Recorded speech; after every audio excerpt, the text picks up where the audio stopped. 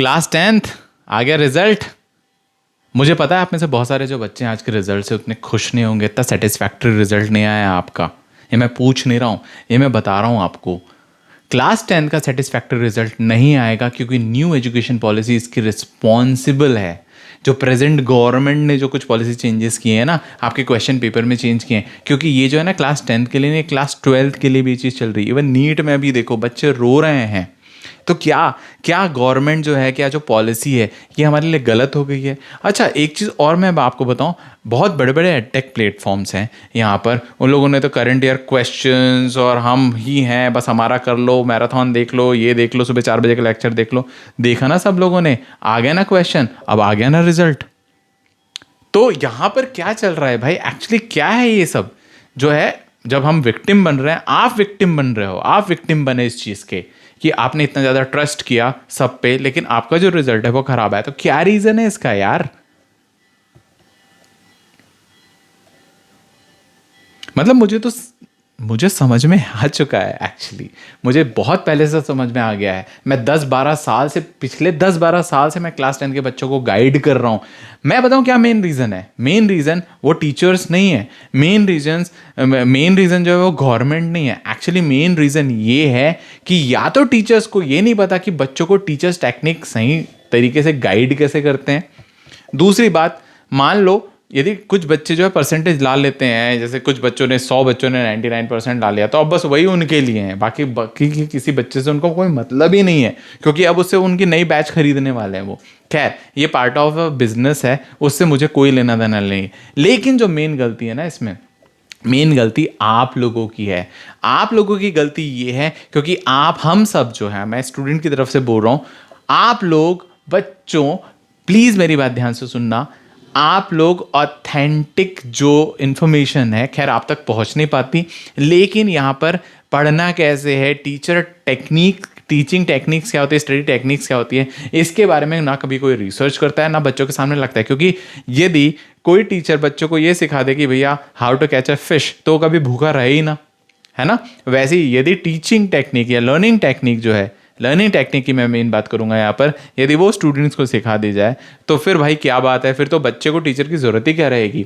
लेकिन मैं आप लोगों से फिर से नहीं पूछ रहा हूँ, मैं आपको बता रहा हूँ कि जिन बच्चों ने सेल्फ स्टडी डिसिप्लिन वे में करी है, जहाँ पर मैं बात कर रहा हूँ 70%, 70 to 80% उनका सेल्फ स्टडी शेड्यूल था, वो सेल्फ कमिटेड थे, सेल्फ डिसिप्लिन थे, उन बच्चों ने फिर हेल्प ली टीचर्स की, तो उनको बहुत ज़्यादा फायदा मिला होगा। उनके लिए खैर कोई ये जो रिजल्ट है उनका एक्सपेक्टेशन से अच्छा ही आया होगा रिजल्ट। लेकिन जो केवल टीचर्स के भरोसे रह गए, लेकिन उन्होंने कोई स्टडी टेक्निक फॉलो नहीं करी, उन्होंने डिसिप्लिन फॉलो नहीं किया, तो ऑब्वियसली उनका रिजल्ट खराब आया होगा। लेकिन यहाँ पर मैं बात कर रहा हूँ, अब जो गवर्नमेंट ने जो न्यू नॉर्मल कर दिया ना, न्यू एजुकेशन पॉलिसी आने के बाद में, उन लोगों ने ये कर दिया कि भाई यहाँ पर हमारी जो है पॉपुलेशन डेमोग्राफिक डिविडेंड बहुत ज़्यादा है, बहुत सारे बच्चे एग्जाम देंगे, लेकिन फाइनली हमको कंट्री का जो लेवल है, जो स्किल का लेवल है, जो हार्डवर्क का लेवल है, वो हमको अब स्किल करना है। फ्लडिंग ऑफ मार्क्स आपको नहीं मिलने वाला है। पिछले 2 साल से मैं ट्रेंड देख रहा हूं और आगे भी ऐसा कंटिन्यू होगा। आप लिख करके रख लो, ये वीडियो सेव कर लो आप।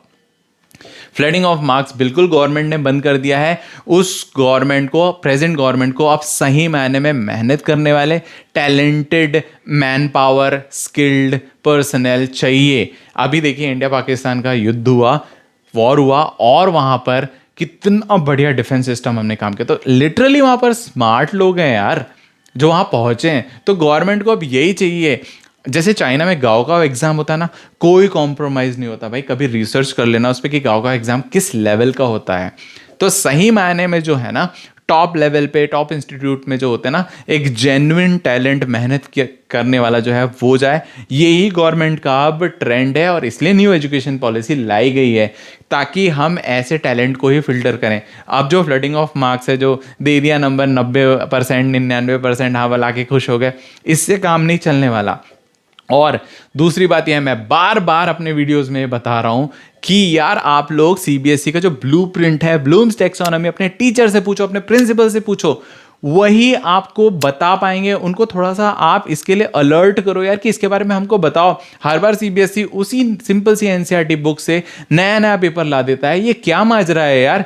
क्या टेक्निक है जिससे हम ये समझ पाएँ कि हम उसी एनसीईआरटी बुक से नए नए फॉर्मेशन के जो क्वेश्चन हैं वो कैसे कर पाएँ, क्योंकि मैथ्स और साइंस के जो इस बार के जो आपके मार्क्स हैं ना वो अच्छे नहीं आए हैं, एक्सपेक्टेड नहीं आए हैं। वो इसीलिए नहीं आए हैं क्योंकि आपने वो सीक्रेट ट्रायंगल नहीं समझा, ब्लूम्स टैक्सोनॉमी नहीं समझी, वो लर्निंग के 6 लेवल नहीं समझे, क्योंकि आपको वो टीचर्स ने समझाया नहीं, क्योंकि वो केवल अपनी बैच बेचने में था, वो केवल अपने ट्यूशन में आपसे फीस लेने में था। स्कूल वाले जो है उनको तो खैर बहुत ज़्यादा एक कलेक्टिव एफर्ट लगता है, उनको बहुत सारी चीज़ें रहती है तो उतना ध्यान नहीं दे पाते हैं।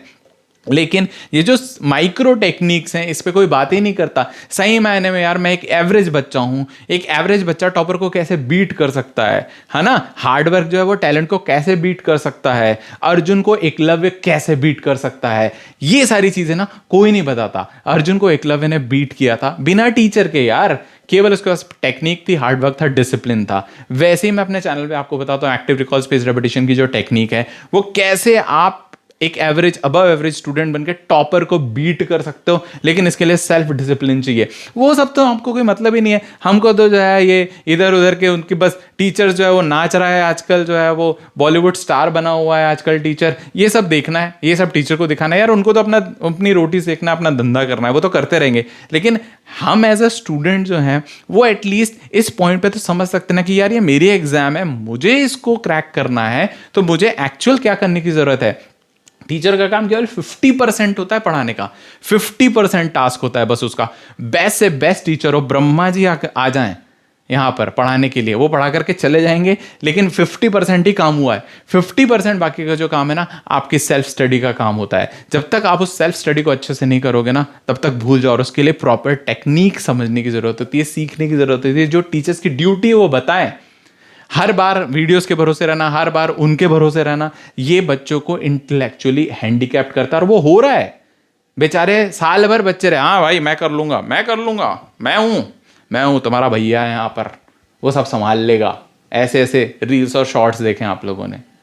तो definitely I am really sorry यार, मैं यहाँ पे किसी को हर्ट नहीं करना चाहता, लेकिन ये रियलिटी है। सॉरी, मैं एक एजुकेटर हूँ, मेरी रिस्पॉन्सिबिलिटी है कि मैं सही बात रखूँ सामने। मेरे जो पर्सनल स्टूडेंट्स ने, मैंने जो उनको गाइड किया, उनका तो बराबर रिजल्ट आया है यार। जो एक्सपेक्टेड है वही रिजल्ट आया है।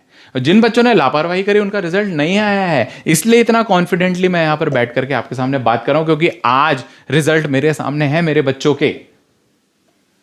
इसीलिए मैं आपसे बात कर रहा हूं, क्योंकि ये जो सीन है ये ऑलरेडी न्यू एजुकेशन पॉलिसी आने के बाद में बिल्कुल बदल गया है। आप बात समझिए, गवर्नमेंट अब बिल्कुल भी बटरिंग नहीं करेगी, बिल्कुल भी कुछ उसके माइंड में मजाक करना है। Government is serious, is very sincere and serious, और ऐसे टैलेंट को वो सामने लाना चाहते हैं, ऐसे फिल्टर करके टैलेंट सामने लाना चाहते हैं और उन्हीं को अपॉर्चुनिटी देना चाहती है। तो क्या आप उसमें आना चाहते हो?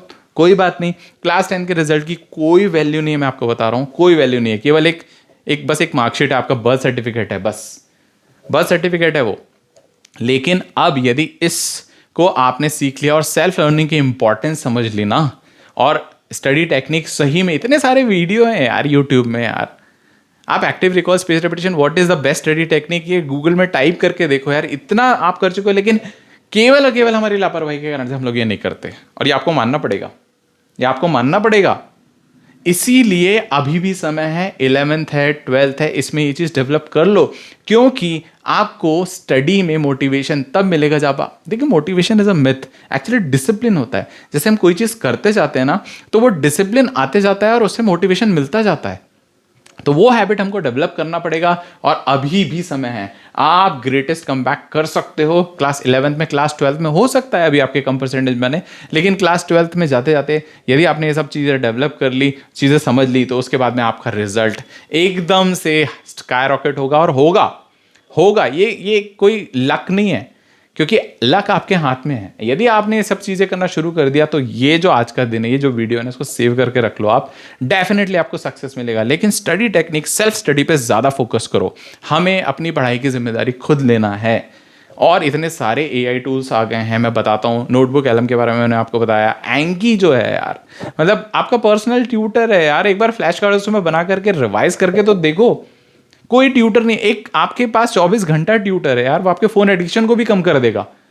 वो आपको कंपेल करेगा कि यार इतने आज मुझे फ्लैश कार्ड्स करना है, इतने क्वेश्चन करना है, क्या क्या नहीं आ गया है यार। लेकिन इसके बाद में भी यदि रिजल्ट खराब आ रहा है तो आई एम रियली सॉरी, इसकी जिम्मेदारी केवल और केवल हमारी है।